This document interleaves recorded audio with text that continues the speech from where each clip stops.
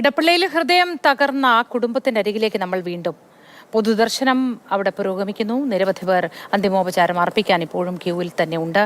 പഹൽഗാം ആക്രമണത്തിൽ ഭീകരാക്രമണത്തിൽ കൊല്ലപ്പെട്ട എൻ രാമചന്ദ്രന് അന്ത്യാഞ്ജലി അർപ്പിക്കുകയാണ് നമ്മുടെ നാട്. ഒരുപാട് പേർ അന്ത്യാഞ്ജലി അർപ്പിക്കാൻ രാവിലെ മുതൽ എത്തിയിട്ടുണ്ട്. 7 മണി മുതൽ 9 മണി വരെ ആയിരുന്നു ഇടപ്പള്ളി ചങ്ങമ്പുഴ ഹാളിൽ പൊതുദർശനം സംവിധാനം ശരിയാക്കിയിരുന്നത്. പക്ഷേ 9 മണി കടന്നു പോയിരിക്കുന്നു. ഇപ്പോൾ 9:33 ആയിരിക്കുന്നു. ആൾക്കാരുടെ വരവിന് ഒട്ടും കുറവില്ല. റിയ ബേബി വിശദാംശങ്ങളുമായി ചേരുന്നു. റിയ, എത്രയും പെട്ടെന്ന് പൊതുദർശനം അവസാനിപ്പിച്ചാൽ മാത്രമേ 10 മണിയോടുകൂടിയൊക്കെ വീട്ടിലേക്ക് ഭൗതികദേഹം എത്തിക്കാൻ കഴിയൂ, അദ്ദേഹത്തിൻ്റെ പ്രിയപ്പെട്ട ഇടം അങ്ങോട്ടേക്ക് എത്തിക്കാൻ കഴിയൂ. അതിനുശേഷം 12 മണിക്ക് സംസ്കാരം നടത്തേണ്ടതുണ്ടല്ലോ. എങ്ങനെയാണ് ഇപ്പോഴുള്ള ഒരു കണക്കുകൂട്ടൽ? എങ്ങനെ എപ്പോൾ അവസാനിപ്പിക്കാൻ കഴിയും പൊതുദർശനം?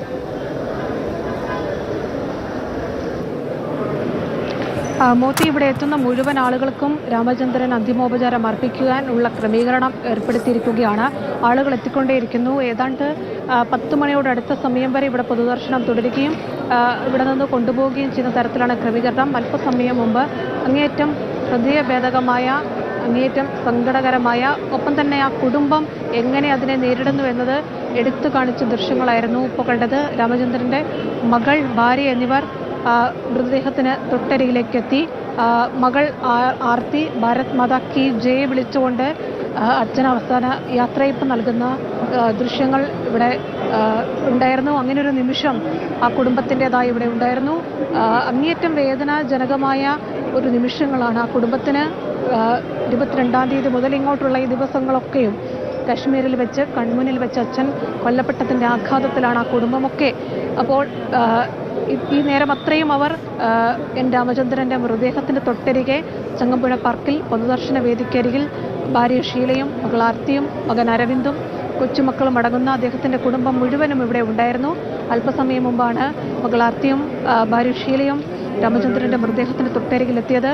മകൾ അച്ഛന് ഒരിക്കൽ കൂടി നോക്കുകയും ഭാരത് മാതാ കി ജയ് വിളിച്ചുകൊണ്ട് ഇവിടെ നിന്ന് വീട്ടിലേക്ക് മടങ്ങുകയും ചെയ്യുന്ന ദൃശ്യങ്ങളായിരുന്നു നമ്മൾ കണ്ടത്. എന്തായാലും ആ കുടുംബം അവരുടെ ഏറ്റവും പ്രിയപ്പെട്ട ഒരാൾക്ക് യാത്രയയപ്പ് നൽകിക്കൊണ്ടിരിക്കുകയാണ്. പരമാവധി ആളുകൾ ഇവിടേക്ക് എത്തിക്കൊണ്ടിരിക്കുന്നു. എത്തുന്ന പരമാവധി ആളുകൾക്ക് അദ്ദേഹത്തെ കാണാനുള്ള അവസരം ഇവിടെ ഒരുക്കുന്നു. ഏതാണ്ട് 15 മിനിറ്റ് കൂടി പൊതുദർശനം തുടരുന്ന തരത്തിൽ ക്രമീകരണം ഏർപ്പെടുത്തുന്നുണ്ട്. പരമാവധി വേഗത്തിൽ ആളുകളെ അകത്തേക്ക് കയറ്റാനുള്ള സജ്ജീകരണമൊക്കെ പോലീസിൻ്റെ സഹായത്തോടെ ചെയ്തുകൊണ്ടേയിരിക്കുകയാണ്. അതിനുശേഷം ഇടപ്പള്ളിയിലെ നീരാഞ്ജനമെന്ന എൻ രാമചന്ദ്രൻ്റെ വീട്ടിലേക്ക് അദ്ദേഹത്തിൻ്റെ മൃതദേഹം കൊണ്ടുപോകും.